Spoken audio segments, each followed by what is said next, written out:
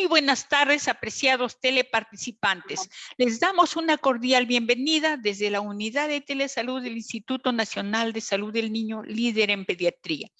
El día de hoy les presentamos un tema muy importante dirigido a la comunidad en general, a cargo del licenciado Luis Enrique de la Cruz Palomino.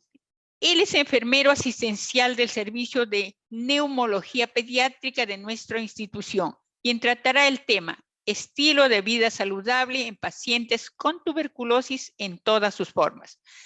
Queda con ustedes el licenciado Enrique de la Cruz. Puede empezar, licenciado. Buenas tardes a cada uno de ustedes, buenas tardes de la audiencia. Reciban el saludo de parte del director del Instituto Nacional de Salud del Niño, el doctor Tasaico.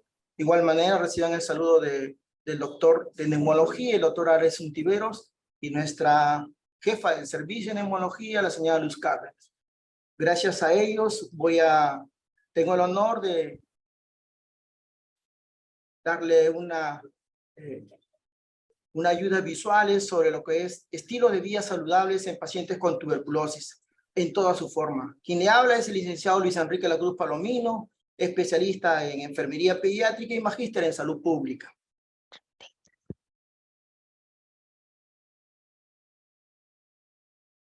Vamos a hablar hoy en día de un tema que en tiempos de COVID ha sido un poco fraccionado, no ha tenido mucha acogida, las atenciones han sido parcializadas y con eso ha conllevado a que los pacientes tengan recaídas. Algunos de los pacientes no acudían a los controles de repente porque estaban limitados en los transportes, limitados en las atenciones, pero a pesar de todo ello, el personal de salud siempre ha estado presto a poder atenderlos. Hoy en día hablamos de la tuberculosis. La tuberculosis es un problema de salud pública, ¿no? Que nos conlleva a cada uno una reflexión a nivel nacional. Este 24 de marzo conmemoramos el Día Mundial de la Tuberculosis. Hablamos de la tuberculosis, hablamos de una enfermedad que es causada por el bacilo, llamado el bacilo de Koch, que se detectó en 1882, que ataca principalmente a los pulmones, pero no solamente al pulmón. Hemos encontrado también diferentes órganos, por ejemplo, a nivel de columna, un mal de Poc, a nivel gastrointestinales, a nivel óseo, a nivel renal, ¿no? En cualquier parte del cuerpo que sea vulnerable, este bacilo le va a atacar. Encontramos tuberculosis netamente pulmonar y encontramos tuberculosis extrapulmonares. La tuberculosis se puede prevenir y se puede curar si se cumple el tratamiento y las indicaciones del personal de salud. Hoy se está batallando las estrategias a nivel nacional en los puestos y centros de salud y el personal comprometido ya está luchando contra esa brecha que hemos dejado por la pandemia del COVID-19. La TBC sensible, hay TBC sensible y también tenemos TBC con resistencia. Hoy en día, la resistencia a los fármacos, la TB ha comenzado a mutar.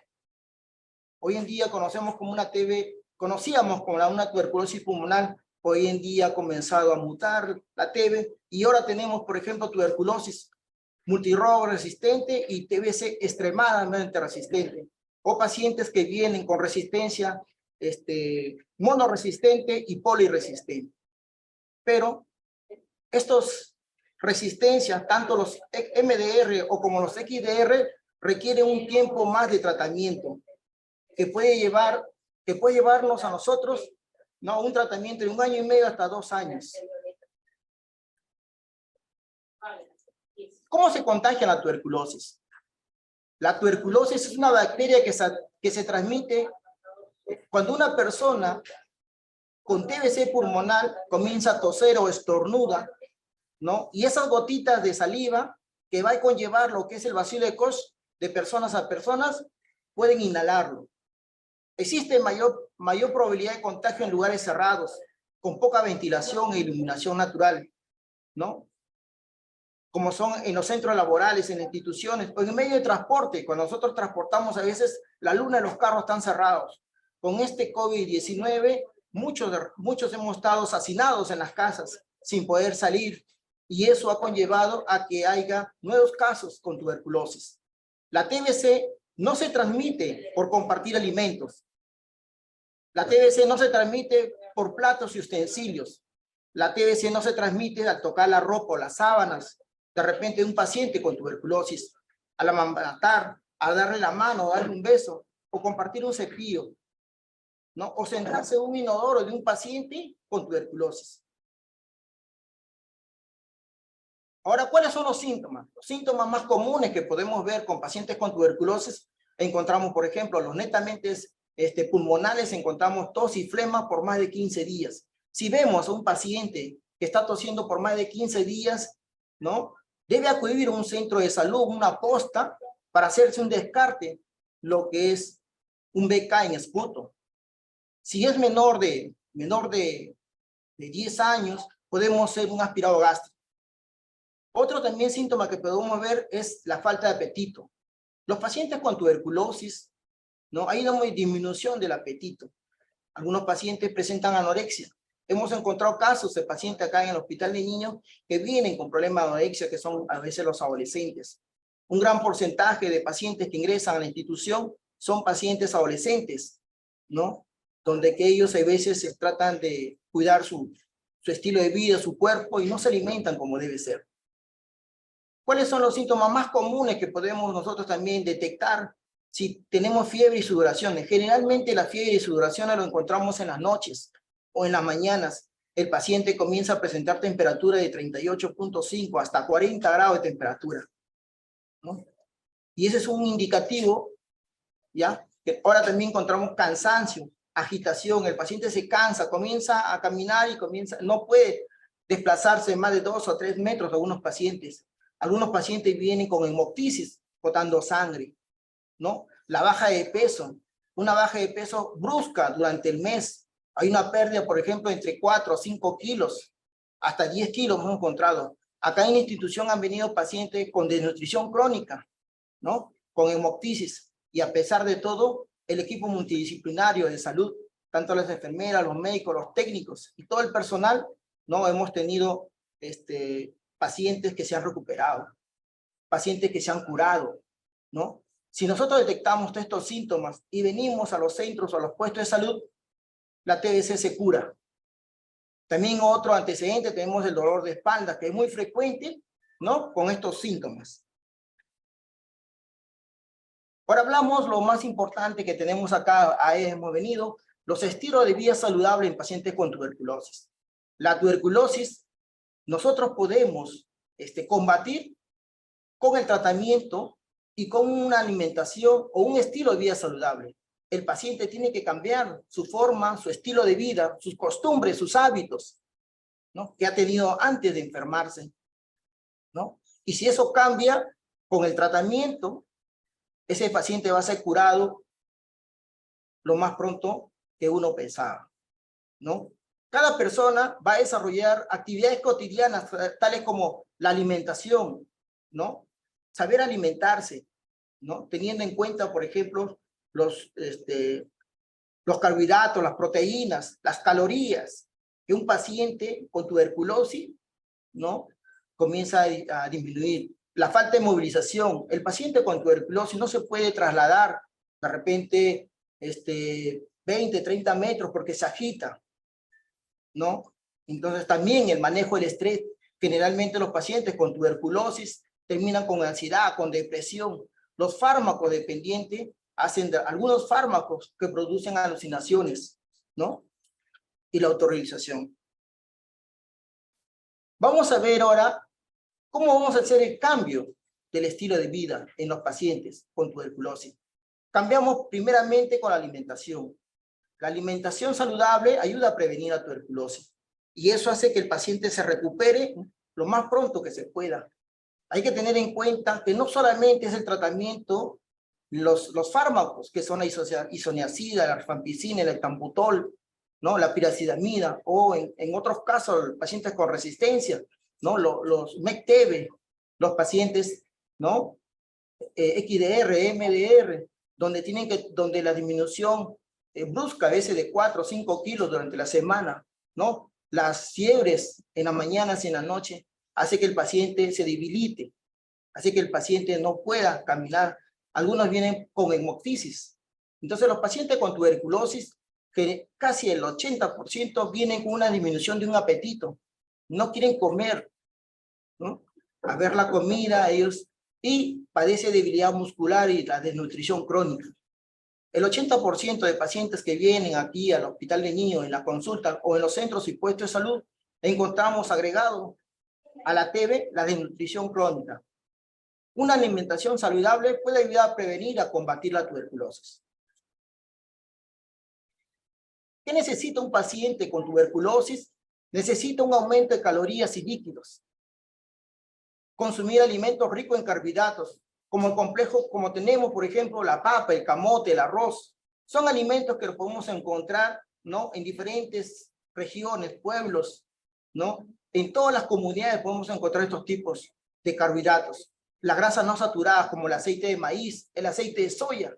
A diferencia de los aceites vegetales, el aceite de soya, ¿no? Es más cómodo, más barato y tiene muchos beneficios. Las frutas, ¿no? Y las verduras, ¿no? No se olviden que las frutas y las verduras también ayudan y aportan, ¿no? Para combatir la tuberculosis. Los minerales. ¿Cuáles son los alimentos que nos puedan ayudar a combatir la tuberculosis? Ayudado del tratamiento.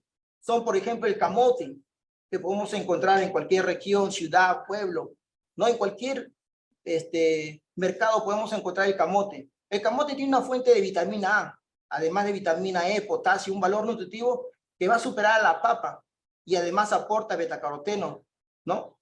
Más que la zanahoria y los cítricos, ¿no? En el camote podemos encontrar, por ejemplo, va a mejorar el nivel de colesterol malo.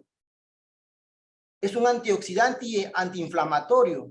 Es un potente anticancerígeno.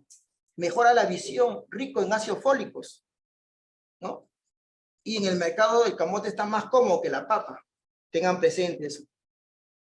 El aceite de soya, ¿no? El aceite de soya, a diferencia de los aceites vegetales, es uno de los aceites más cómodos dentro del mercado. En los supermercados lo podemos encontrar, ¿no? Con diferentes marcas. Y tiene un elevado contenido de vitamina K, que hace beneficioso para una, ¿no? Lo que tenemos, por ejemplo, los pacientes que vienen con hemoptisis, el aceite de soya es muy beneficioso porque corrige la coagulación, ¿no? Es un anticoagulante en la sangre. Tiene nutrientes que protegen la membrana celular. Contiene beta-carotenos, ¿no? Nos ayuda, por ejemplo, a los pacientes con tuberculosis. Otro elemento que está dentro de los 5 elementos básicos, tenemos la quinoa. También en la quinoa podemos encontrarlo en diferentes partes, ¿no? Y es accesible a nuestra mesa. Que tenemos, por ejemplo, la quinoa posee omega 6, vitaminas como C, E, B1, B2, ¿no? Tiene hasta 23% de vitaminas. Es uno de los alimentos más completos que tenemos, que es la quinoa. Posee minerales como calcio, hierro, ¿no? Y lo encontramos en todos los mercados y supermercados. Estos 5 elementos nos va a ayudar a poder combatir con la tuberculosis. Nos va a ayudar a que con esta nutrición los pacientes van a mejorar y van a curarse con el tratamiento. No solamente es el tratamiento, también hay unos pacientes que llegan, por ejemplo, pacientes que han perdido el apetito, ¿no? Pacientes con desnutrición. Ahí podemos fraccionar 6 tipos de comidas. Podemos fraccionar en el desayuno.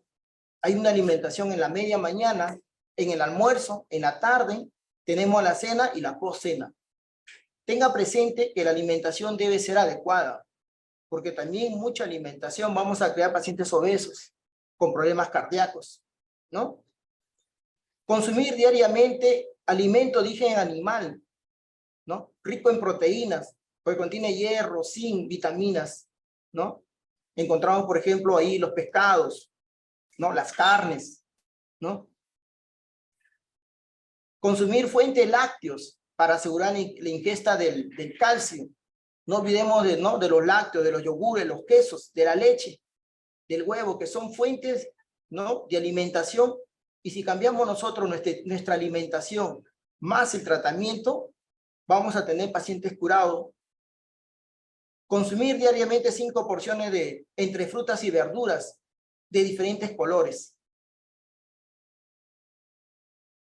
Por ejemplo, acá encontramos, por ejemplo, la espinaca, ¿no? Otro elemento importante también es la espinaca, porque contiene fibra. Lo encontramos, es accesible en nuestra mesa de cada uno de los pacientes, ¿no? Y es cómodo, no es muy caro. Contiene vitamina A, B1, B2, vitamina C, calcio y fósforo. Contiene una gran cantidad de ácidos fólicos, ¿no? Tiene magnesio, zinc, betacarotenos. Posee una actividad antioxidante, ¿no? Y esto hace que los pacientes se recuperen muy pronto al comer espinaca. Siempre hay que variar, ¿no? Podemos hacer diferentes tipos, ¿no? de potajes con espinaca. Y la lenteja, ¿no? La lenteja es uno de los grandes cereales que también está al accesible de cada uno de nosotros, ¿no? Que contiene altos niveles que son, como ejemplo, el hierro, magnesio, el fósforo, el zinc y gran cantidad. Aporta una gran cantidad de ácido fólico. La lenteja, como el camote, la espinaca, son elementos que nos van a ayudar dentro de la cocina, dentro de la alimentación, a fortalecer y a nutrir las calorías. Va a aportar calorías, vitaminas, para que el paciente con tuberculosis, que está desnutrido, ¿no? Va a comenzar a una ganancia de peso adecuada. ¿Qué alimentos no deben consumir los pacientes con tuberculosis? Los alimentos que no deben consumir los pacientes con tuberculosis son pacientes, hay que evitar, por ejemplo, las frituras, la alimentación con frituras, que eso no nos va a conllevar a nada, ¿no? La ingesta de cítricos. Si el paciente toma su tratamiento, evitar por lo menos 3 horas posterior a la administración de tratamiento, ya que inactiva el tratamiento, los fármacos, ¿no? Evitar los pacientes con tuberculosis deben evitar los ayunos prolongados, porque pueden producir náuseas, vómitos, incluso hasta padecer de gastritis. Evitar las comidas chatarra, los chisitos, la gaseosa, los snacks, ¿no? Hay que evitar los pollitos a la brasa. Ahora, para contribuir en en cuanto a lo que es los estilos de vida saludable, vamos a hablar de la ventilación y la iluminación natural. Cuando nosotros vamos a tener una ventilación y una eliminación, vamos a poder erradicar el bacilo. El bacilo se va a morir cuando abrimos las ventanas, cuando abrimos las puertas, ¿no? Tiene que haber una recirculación dentro de las habitaciones. Las habitaciones no pueden ser cerradas. Las habitaciones tienen que tener ventanas, puertas. ¿Y cómo ver que se va a reciclar, se va a movilizar el aire, el oxígeno en nuestro cuarto, en nuestra habitación? Lo podemos hacer de repente con un incienso, ¿no? Para ver la rotación, el seguimiento, ¿no? Del aire, cómo se va movilizando. Ahora, en cuanto a la ventilación generalmente debe ser en 3 momentos. Lo ideal sería en la mañana. En la mañana para eliminar los gases producidos durante el sueño, ¿no? Cuando uno duerme, al día siguiente debe abrir las puertas, las ventanas de los cuartos, ¿no? Al mediodía, cuando los rayos solares y el aire son fuertes, abrir la ventana porque los rayos solares van a matar a los microbios de la tuberculosis, ¿no? En la noche, también debemos abrir en la noche las puertas y las ventanas para tener una buena oxigenación antes de dormir. En estos tiempos de COVID hemos estado hacinados, ¿no? A pesar de muchas personas que viven de repente en los altos, en los suburbios o en los cerros de nuestra capital, ¿no? Su construcción, algunos de ellos a veces no tienen ni ventana, o a veces tienen sala, comedor y cocina en un solo espacio, ¿no? Muchos pacientes que han venido acá a las consultas en diferentes centros, puestos de salud, le hacemos la entrevista y encontramos que solamente tiene una sala donde ahí cocina, donde ahí duerme, ¿no? Un hacinamiento hasta 4 o 5 niños, ¿no? Por eso es importante que la ventilación cruzada reduce la posibilidad de contagios. Siempre hay que mantener ventilados los ambientes, hay que abrir las ventanas, ¿no? Para que tenga un ambiente libre de microbios, ¿no? Y eso nos va a ayudar a respirar y seamos saludables. Otra actividad también dentro del estilo de vida saludable para una pronta recuperación y el paciente se cure son las actividades físicas. Hay que tener presente que algunos pacientes con tuberculosis que tienen hemoptisis tienen que tener reposo absoluto. Pero hay pacientes que ya llevan 3 o 4 meses de tratamiento, tienen que salir a caminar, algunos trotar, y hay que preguntar al médico si lo podemos hacer. Siempre hay que mantener activo en la casa, ¿no? Movilizarse, no podemos salir a correr a la calle, pero sí podemos de repente estar activo en la casa, podemos limpiar, lavar la ropa, trapear, entre otras tareas, porque también es parte de nuestra movilización. Hacer caminatas, algunos pacientes que lo pueden hacer, si se cansan, tienen que suspender eso, ¿no? Por ejemplo, ir al mercado o otros lugares. Hacer ejercicios. Si algunos pacientes lo pueden realizar, hacer prácticas, ¿no? Prácticas recreativas con la comunidad. Por ejemplo, jugar fútbol con los amigos. En algunos jóvenes básquet, las chicas pueden, ¿no? Utilizar, por ejemplo, el vóley, entre otras cosas que podemos ver.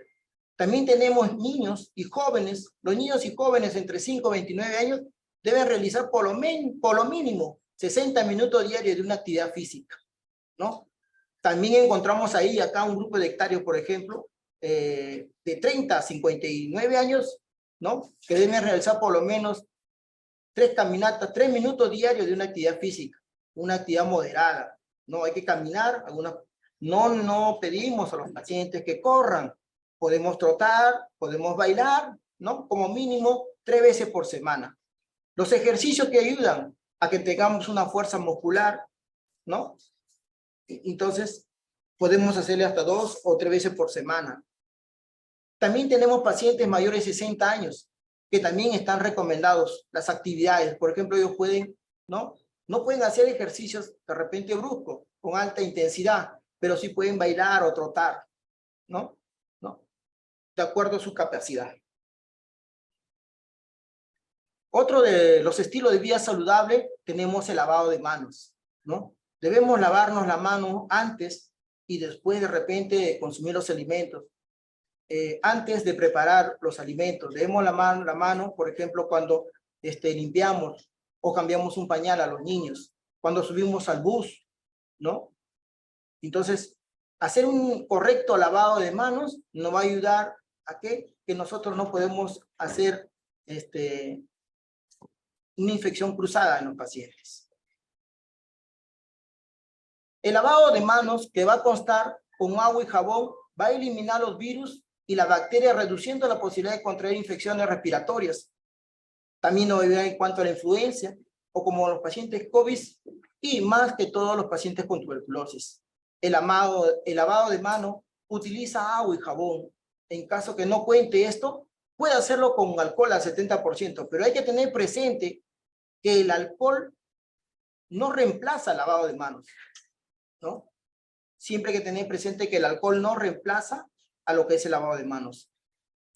Un lavado de manos efectivo si cumple 3 condiciones necesarias, cuando utiliza jabón, agua, y en los momentos claves y la técnica correcta.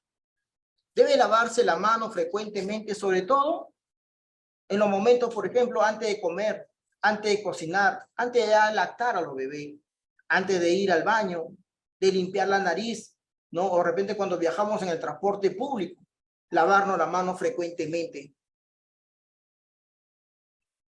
Otro estilo de vida saludable que nos va a ayudar a la contribución a que el paciente se cure lo más pronto es el uso de la mascarilla, ¿no? Hoy en día, con el COVID-19, nosotros casi el 90% de la población hemos utilizado lo que son las mascarillas. En algunos nos han incomodado, pero era la única manera de poder sobrevivir en este país con esta pandemia. El uso de la mascarilla es importante para los pacientes con tuberculosis, ¿no? Un tapaboca, como la llamamos. Antes de colocarse la mascarilla, debe lavarse la mano y revisar que esté en buen estado este material, ¿no? Los tapabocas, ¿no? O las mascarillas. Debe colocarse la mascarilla sujetando las tiras. La mascarilla debe cumplir 3 pasos importantes. Debe cubrir lo que es la boca, la nariz y el mentón o la barbilla. Y esto nos va a ayudar. Y en la parte superior tiene como un cintillo donde podemos ajustarlo de acuerdo a nuestra nariz. Al quitarse la mascarilla, debe cogerlo con las tiras y los elásticos, ¿no? Sin tocar la parte frontal. Para eliminar la mascarilla para eliminarse debe cortarse. Nosotros a veces en la calle encontramos las mascarillas tiradas en los suelos, ¿no? De repente vamos a un supermercado y encontramos tirado la mascarilla. Eso no debe ser. Las mascarillas deben cortarse, colocar un contenedor cerrado y una vez utilizado debe lavarse la mano. Si en caso el paciente o el personal tiene de tela, debe lavarlo con agua y jabón. Tenga presente que las mascarillas no se lavan con las ropas o con las prendas. Debe lavarse aparte y secarlo en aire libre. Otro problema que trae en los pacientes con tuberculosis es el estrés, la depresión, la ansiedad, ¿no? En los pacientes que son diagnosticados con tuberculosis, la gran mayoría vienen con ansiedad, con depresión. Y esos pacientes nosotros no podemos dejarlos solos. Tenemos que escucharlos, tenemos que apoyarlos, ¿no? Tenemos que ver qué es lo que le está generando el estrés, ¿no? En cuanto a nivel físico, por ejemplo, vamos a encontrar lo que es, a nivel físico, lo que provoca el estrés es la gastritis, dolores musculares. Hemos encontrado también pacientes con dolor de cabeza, incluso con presiones altas, ¿no? A nivel psicológico, social, vamos a encontrar, por ejemplo, que el estrés está ocasionando lo que es la depresión. Hay pacientes que se sienten agresivos, ¿no? No por su forma, sino a veces pacientes que tienen que dejar su familia y tienen que internarse, y eso lo provoca una ansiedad, un estrés, ¿no? El convivir en un hospital, ¿no? El ir constantemente a tomar sus pastillas, ¿no? En las mañanas, en los centros de salud, puestos de salud, ¿no? Y eso también va a dificultar el dormir. Los pacientes con tuberculosis, con estrés agregado, son pacientes que no duermen sus 8 horas, se levantan en la noche, en las madrugadas, y van a tener un bajo rendimiento. Los jóvenes, los alumnos, ¿no? Que están contagiados de tuberculosis, agregado el estrés, la depresión y la ansiedad, van a tener un bajo rendimiento académico y vamos a encontrar pacientes con apatía. Tenga siempre presente que un paciente con estrés, con depresión y ansiedad no podemos dejarlo solo. Acá en la institución a veces se quedan con los padres acompañantes o un personal de salud que los vela y los vigila constantemente y le da un apoyo emocional. Encontramos, por ejemplo, personal de salud, ¿no? Capacitados, los psicólogos, ¿no? Que ayudan con las terapias. Ahora también tenemos, dentro de un estrés negativo, también tenemos que sacar algo positivo del estrés, ¿no? Entonces, ¿qué hacemos? Vamos a crear ideas, vamos a estimular la creatividad, ¿no? Vamos a estimar los tiempos y la distancia. Uno, por ejemplo, sitios que no ha ido, uno puede recorrer, ¿no? Para eliminar el estrés, ¿no? Salir a caminar, salir al parque, ¿no? Jugar, por ejemplo, sudoku, ¿no? Entretenimientos, leer revistas, folletos. Eso nos va a ayudar a que el estrés va a comenzar a disminuir. El estrés nos ayuda a que busquemos ayuda y es algo positivo. Ahora, ¿cómo controlar el estrés? Nos hemos preguntado muchas veces cómo controlar el estrés, ¿no? El estrés en los pacientes con tuberculosis, ¿no? Algunos le da, por ejemplo, de automedicarse, ¿no? Pacientes con, aparte de recibir su tratamiento, a veces el paciente hace fiebre, a veces el paciente está con depresión, con ansiedad, y comienzan a automedicarse. No deben automedicarse, pacientes. Evitar fumar, ¿no? Un paciente con diagnóstico de tuberculosis, ¿no? En cuanto a lo que es adulto, evitar el consumo del tabaco, el consumo de alcohol, ¿no? También hay que evitar comer demasiado, la obesidad, ¿no? A veces algunos pacientes nos agarran la ansiedad de comer, o comer comida chatarra, ¿no? Pensando que es la solución, ¿no? Sin darnos cuenta, el estrés nos lleva a los consumos de comidas chatarras. ¿Cómo manejar el estrés? ¿Cómo podemos manejar el estrés, ¿no? Que generen los pacientes con tuberculosis? Una alimentación adecuada, una alimentación balanceada, con lípidos, carbohidratos, proteínas, frutas y verduras, ¿no? Eso nos va a ayudar a manejar el estrés. Otra forma de manejar el estrés es el sueño. Una persona debe dormir como mínimo 8 horas, ¿no? Debe ver en el cuarto, no debe haber ruido, no debe haber cosas que lo distraigan. Los cuartos deben estar arreglados, ¿no? Las actividades físicas, salir, por ejemplo, o hacer actividades físicas en familia, salir al parque, hacer caminatas, ¿no? Jugar vóley, jugar fútbol. También tenemos la alimentación espiritual, ¿no? Leer la Biblia, ¿no? Lo último que se puede perder en esta vida es la fe, ¿no? Entonces, siempre tener presente en Dios en nuestros corazones, cuando nos levantamos, cuando estamos en el día y cuando nos acostamos. Agradecer al Dios por la oportunidad que nos dio esta luz, ¿no? La oportunidad de poder conversar con ustedes también gracias al Señor, ¿no? También tenemos, por ejemplo, en lo que es la relajación, ¿no? Espiritual, por ejemplo, hacer posturas de yoga. La risa, por ejemplo, ¿no? Nos ayuda a compartir con los amigos, ¿no? Anécdotas de repente que podemos tener, ¿no? De nuestra infancia. Siempre hay que tener presente que este 24 de marzo es el Día Mundial de la Tuberculosis. Gracias por escuchar y todos esos cambios de estilo de vida, estos cambios de actitudes, vamos a mejorar y el paciente se va a recuperar. Ten presente que la tuberculosis sí se cura cuando se trata a tiempo. Y con los consejos y los tratamientos del personal de salud y el equipo multidisciplinario, vamos a erradicar cero tuberculosis en el Perú. Gracias.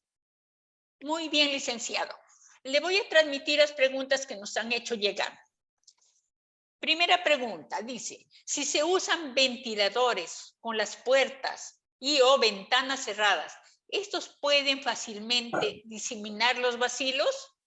Sí, está contraindicado utilizar ventiladores con pacientes, por ejemplo, en los centros, puestos de salud, pacientes que están con tuberculosis, ¿no? Porque esto puede diseminar el contagio. Los espacios cerrados, ¿no? Acrecientan y aumentan el contagio de la tuberculosis. En los tiempos de COVID hemos estado asesinados, cerrados, ¿no? Porque solamente un familiar tenía que salir a comprar, ¿no? Vivíamos estrechos, algunos de repente en los cerros, ¿no? Unas construcciones, o de repente algunos tienen viviendas, unos cuartos con una sola sala, donde pueden compartir ahí todo, ¿no? Bien, Gracias. licenciado. Nos ha llegado otra pregunta.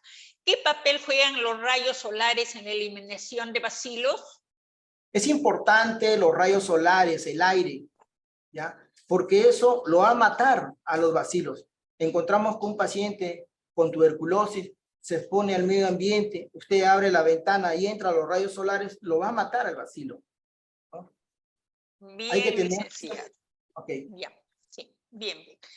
Nos preguntan, ¿el insomnio favorece que la tuberculosis avance o se empeoren los síntomas?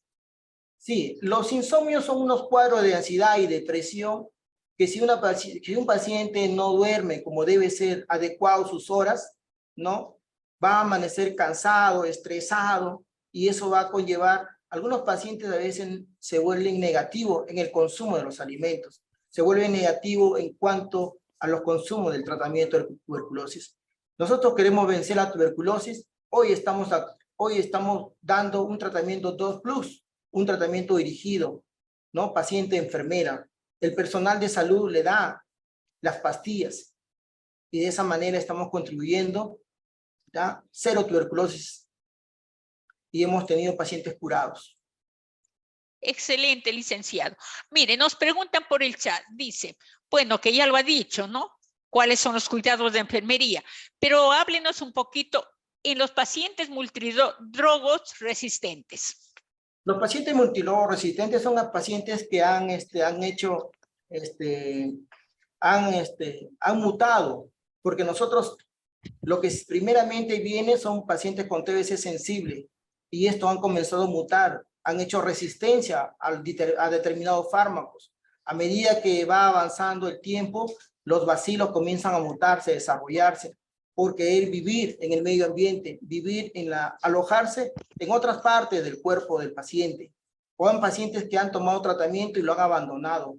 Hay pacientes de repente que han hecho recaídas, o hay pacientes de repente que no han tenido un manejo adecuado con lo que es el tratamiento, porque a veces a veces no encontramos el caso índice de los pacientes, ¿no? En la familia, a veces llegan a las consultas los pacientes y preguntamos quién ha sido el contacto y no encontramos. Puede ser de repente el contacto puede estar en el bus, el contacto puede estar en el mercado o diferentes sitios. Entonces ese paciente le damos el tratamiento de primera línea y hace resistencia. O de repente toma un medicamento y no continúa, hace resistencia. Y eso hace que los pacientes terminen con XDR, MDR, ¿no? Hay pacientes, por ejemplo, que tienen el diagnóstico, por ejemplo, con una prueba. ¿Cómo podemos diagnosticar una tuberculosis? Son, de repente, ayudas al diagnóstico, son las tomografías. En las ayudas al diagnóstico también tenemos el PPD, la tuberculina, ¿no? El PPD, ¿no? Una tuberculina se va a inocular en el brazo, el antebrazo del paciente, una pápula, y lo vamos a verificar durante 3 días, ¿no? Si ha hecho más de 10 milímetros, podemos verificar. Eso no nos dice que el paciente tiene tuberculosis. También tenemos que ver la sintomatología, ¿no?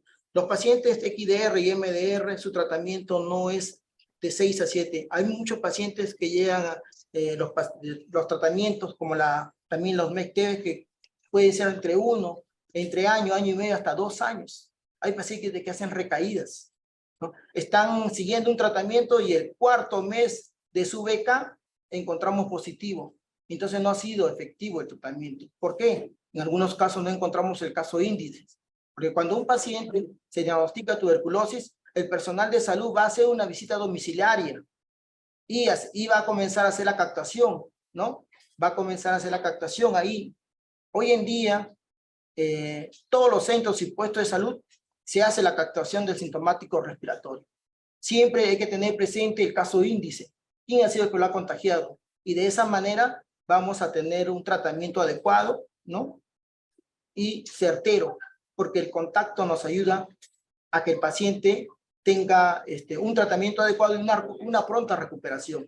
Ten presente que los pacientes XDR y MDR, a pesar de eso, también se curan. Nosotros acá en la institución tenemos resultados favorables. Han salido pacientes curados, ¿no? Gracias.